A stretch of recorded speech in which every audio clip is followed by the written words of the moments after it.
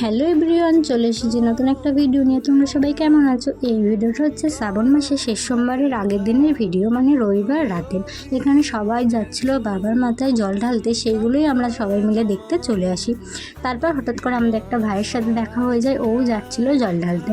আর দেখো চারিদিকটা কত ভিড়, যত মানুষ না জল দিতে যাচ্ছে তার থেকেও দেখার মানুষ অনেক বেশি হয়েছিল এখানে। দেখো অনেক সুন্দর লাগছিল। আমি প্রত্যেক বছরই এখানে দেখতে আসি, তো এবারও এসেছিলাম। তারপর অনেকক্ষণ দেখার পরে চলে আসলাম ফুচকা খাওয়ার জন্য। আর এসেই দেখি কাকু তখনও আলু মাখছিল, তারপরে আমাদেরকে দিয়ে দেয় ফুচকাটা খেতে কিন্তু অনেক টেস্টি ছিল। তারপর চলে আসি বাদামের দোকানে, আর এখান থেকে নিয়ে নিই বাদাম কিনে আমরা আবার চলে আসি। আর এখানে দাঁড়িয়ে দাঁড়িয়ে বাদাম খাচ্ছিলাম আর এইগুলো দেখছিলাম। এই জিনিসটা আমার সবথেকে বেশি ভালো লেগেছে।